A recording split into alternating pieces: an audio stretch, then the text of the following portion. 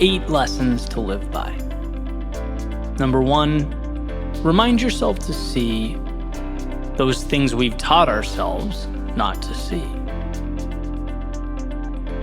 The things that don't directly correlate to money or status or ascension up some social hierarchy. Underneath those things are what keeps us alive.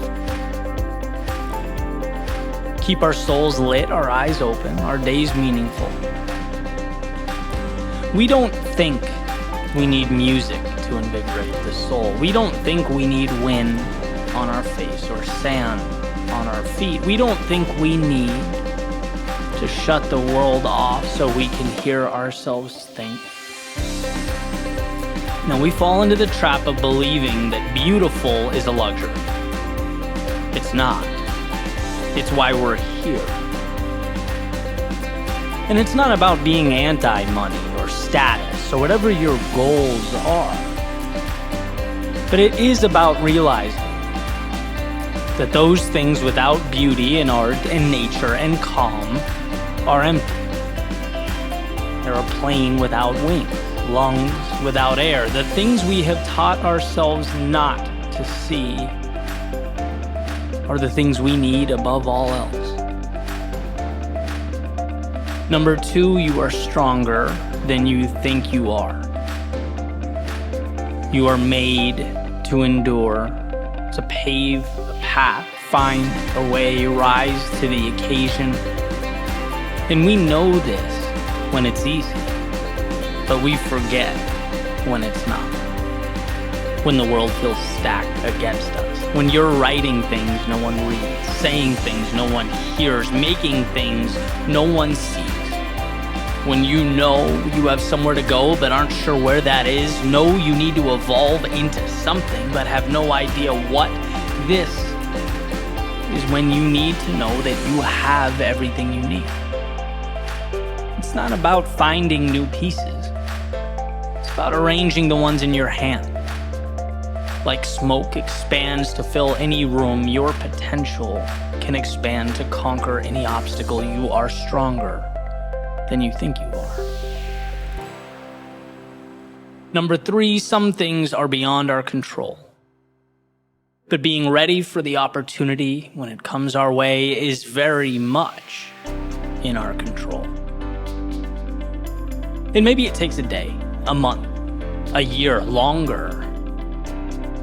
You can't control that. You can't control the path of that firefly, but when it lights up and comes your way, you can have the jar ready and the lid off. You can be well-read, well-prepared, rehearsed to the point of confidence, reliant on repetition and not hope. No endeavor is a coin flip when you use a double-headed quarter. One of the most valuable questions I've learned to ask is when and where in my life can I create those magic?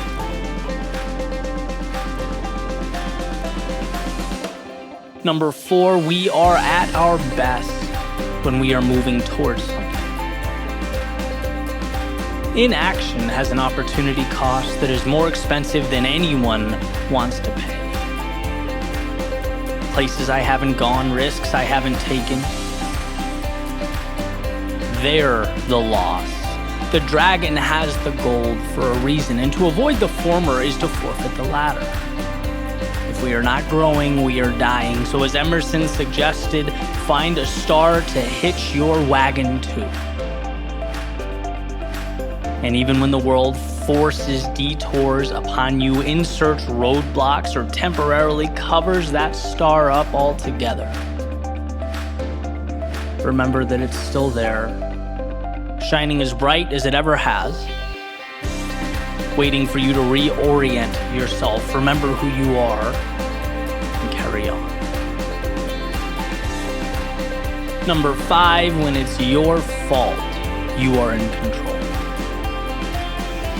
I used to hide behind the notion that bad grades were because of a bad teacher, that missing the promotion was because of the boss, that an inability to influence was because the world didn't understand. And to whatever degree these things may be true, We win when we dial them back to zero. If your bad grades are completely your fault, you'll better prepare. If your lack of promotion falls entirely on your shoulders, you'll find ways to add more value. If your inability to influence is because you're missing the mark, you'll stop projecting yourself onto the world and start asking the world how you can serve. Before it can become an opportunity, it has to first become your responsibility. To grow, we have to plant roots where it hurts, where the ego lives, where we have to first be humbled. Then we can accelerate vertically.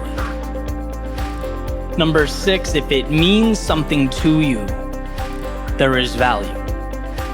It's not stupid. Just because they don't get it doesn't mean that they shouldn't. Just because it's not happening today doesn't mean it won't be tomorrow. Now, life is a lot like 6-year-olds playing soccer. Everyone chases the ball because that's what we're told. That's where the attention is. That's what's flashy. But as an outside midfielder most of my life, I know that some of the most potent attack sequences manifest on the outside of the field and then are recentered. To run up the sideline without the ball is to see what happens before it happens. The magic is created in the empty space before it translates to the high traffic, high reward areas. And just because you're metaphorically running without the ball doesn't mean you're not in prime position to have monumental impact. You're not reacting, you are creating. Don't forget that. Number 7, nothing is mandatory.